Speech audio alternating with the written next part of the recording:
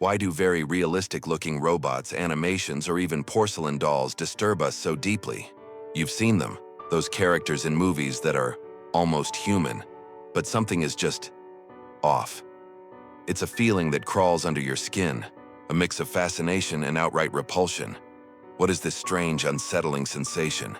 Well, what you're experiencing has a name: the Uncanny Valley. It's a fascinating theory from robotics that perfectly explains this creepy feeling. Picture a graph. On one axis, we have how human-like something is, and on the other, our emotional response to it. As an object, say a simple cartoon character, becomes more human-like, our affection for it generally increases.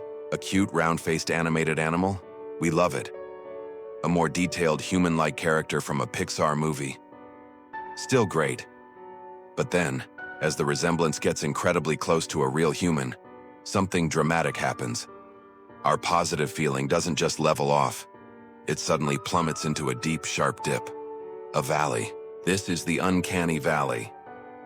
In this valley, our sympathy crashes and is replaced by a powerful sense of unease, strangeness, and even fear.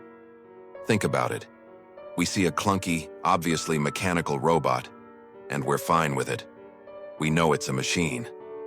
But when you see an android with hyper-realistic skin, but its eyes don't quite move right, or its smile doesn't reach those eyes, that's when the alarm bells in our brains start ringing. If you're finding this as fascinating as I do, take a quick second to hit that like button and subscribe. It really helps the channel explore more cool topics like this one. So, why does this happen? What is going on in our minds? The leading theory is that our brain is an incredibly sophisticated pattern recognition machine, especially when it comes to human faces and bodies. We are hardwired from birth to recognize other humans. When we see something that is 99% human, our brain goes into overdrive trying to process it. It registers the human-like features, but then it spots the tiny imperfections. The skin is a little too smooth and waxy. The eyes are a bit too still and lack the micro-movements of a living person, or the motions are just a fraction too rigid. Our brain doesn't just see these as flaws in an animation or a robot. Instead, it interprets these subtle deviations from the human norm as potential signs of danger. On an evolutionary level, these imperfections could signal disease, genetic defects, or even death. That almost human figure might trigger the same primal aversion we have to a corpse. The brain sends a powerful warning signal. Something is wrong here. This is not a healthy, living human. Be careful. It's a subconscious protective instinct kicking in. The stillness of the eyes is perceived not as a technological limitation, but as a lack of life. The perfect, unblemished skin isn't seen as good CGI, but as unnatural, like a mask or something synthetic trying to deceive us. This theory extends beyond just robots. Think about certain computer-animated movies from the early 2000s that aimed for photorealism, but ended up with characters that looked like eerie, lifeless dolls. Or consider hyper-realistic masks or even some forms of cosmetic surgery that can sometimes create a slightly off appearance. In all these cases, the object or person has fallen into the uncanny valley. They are too close to human for comfort, yet not close enough to be accepted without question. Our brain's human detector is thrown into chaos, leading to that distinct feeling of revulsion. The closer the imitation gets to reality without achieving perfection, the more glaring the remaining flaws become and the stronger our negative reaction.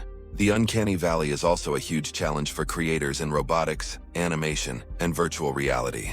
They have two main options: either stay on the safe side of the valley by creating stylized, clearly non-human characters that we can easily feel affection for, or they have to make the monumental leap completely across the valley to achieve a level of realism so perfect that our brains can no longer detect any flaws.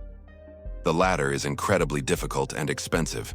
Any small mistake, any tiny detail that's out of place, can send their creation tumbling right back into that creepy, unsettling trench. Ultimately, the uncanny valley reveals just how attuned we are to the subtleties of human appearance and behavior. Our brain does not forgive that small, almost imperceptible difference between a human imitation and a human.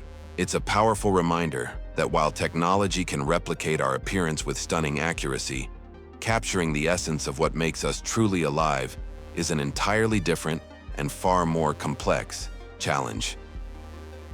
Thank you so much for joining me down this fascinating and slightly creepy rabbit hole. If you enjoyed this exploration, please give this video a thumbs up and make sure you're subscribed to the channel for more deep dives into the mysteries of our world and minds. Hit that notification bell so you don't miss the next one. Thanks for watching.